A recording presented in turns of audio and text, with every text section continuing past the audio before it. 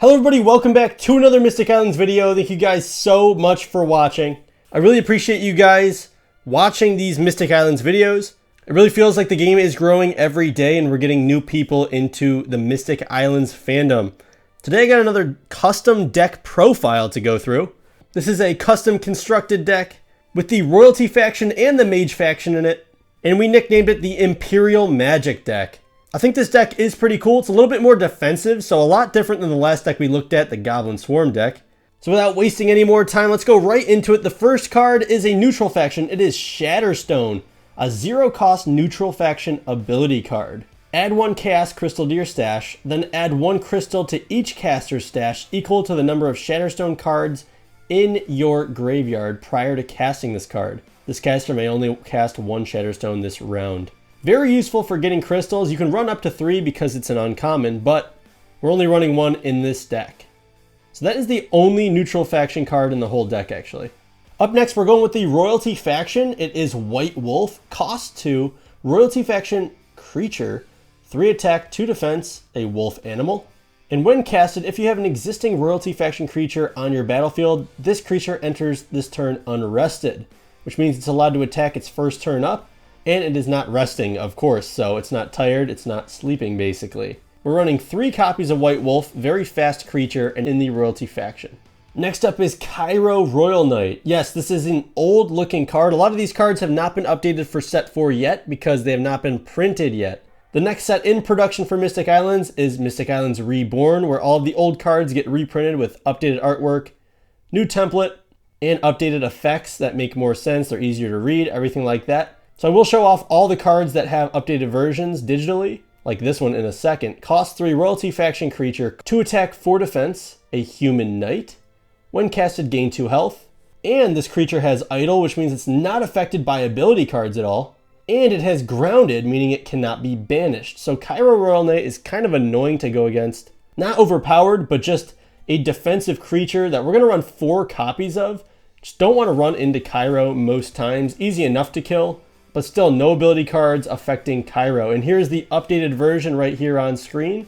Let me know what you guys think about that. Next is Sword of the Mighty. Sorry, but I only had the foil version on hand to show you guys. Cost 2 Royalty ability card. Put a +1 attack, +1 defense on target creature until death. Once you've used this ability, send it to the bottom of your graveyard. This card got slightly changed in set 4, so I'm going to throw it on screen right here. But I think the new artwork looks a lot better. Only 1 copy of Sword of the Mighty. The next royalty card is No Mercy, another 2-cost royalty ability card. Target creature with 2 attack or less is banished. And one of my favorite artworks that I did personally, but we're going to run 3 copies of No Mercy. Super useful against grunt goblins or annoying creatures like that. Frigid Ice Wall is a good one to hit with No Mercy as well. It's kind of a funny one. But No Mercy does have an updated version right here, so check that out and let me know what you think down below. And next we have Hellstorm, a 1-cost royalty faction ability. Deal 2 damage to 1 creature or 1 damage to 2 separate creatures. Super useful effect. I very much like that you can throw the damage at 2 separate creatures instead. Very useful. We're going to run 2 copies of Hellstorm. It is a rare, so you can only have up to 2, and we're running the max. So Hellstorm is the last royalty faction card in this deck. Next up is the Mage faction, Safeguarding Soul. Cost 3, Mage faction creature, 0 attack, 5 defense. This creature cannot attack, and it has idle, so it's not affected by ability cards at all either. Safeguarding Soul is a 100% defensive card as it cannot even attack anyway. So we're going to run 4 copies of Safeguarding Soul, and this one has fantastic updated artwork. You actually saw it in the thumbnail, so I'm going to throw it up right here. Safeguarding Soul, one of the best updated arts I think so far. Next up is Wizard Outcast, a cost 3 Mage faction creature, 3 attack, 3 defense, and it has the untapped effect, which is just the unrested effect. Obviously this is an old print, we no longer use this print once set 4 comes out.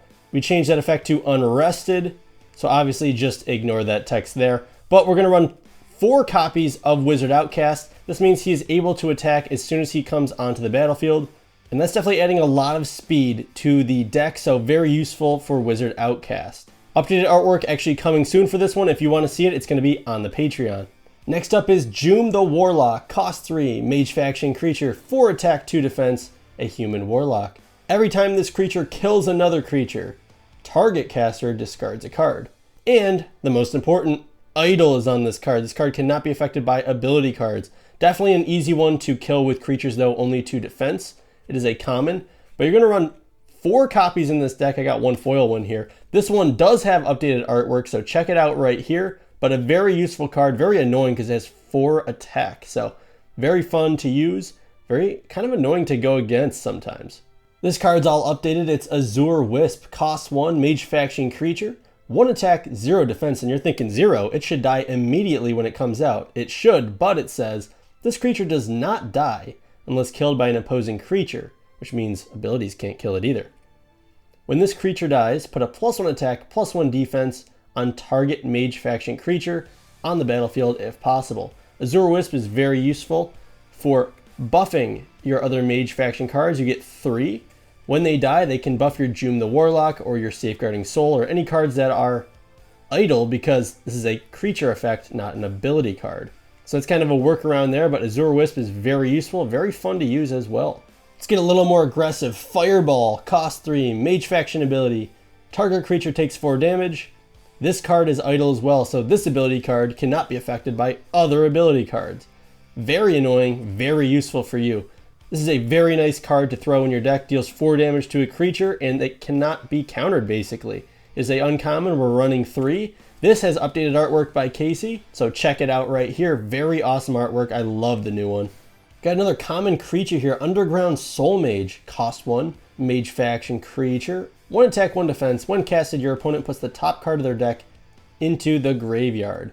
Very useful for basically just milling their deck. Just something we want to do, get rid of all their bloodthirsties and their annoying cards on the top of their deck. 4 copies of Underground Soul Mage, and we do have an updated version. Here it is. You guys are getting to see a lot of updated cards for set 4 I haven't released yet, so thank you guys for tuning in. Next up is Pyro Mage, cost 1, Mage Faction creature. 1 attack, 1 defense. When casted, your opponent discards a card of choice. We're running 2 copies of this. Sounds, it's not too bad.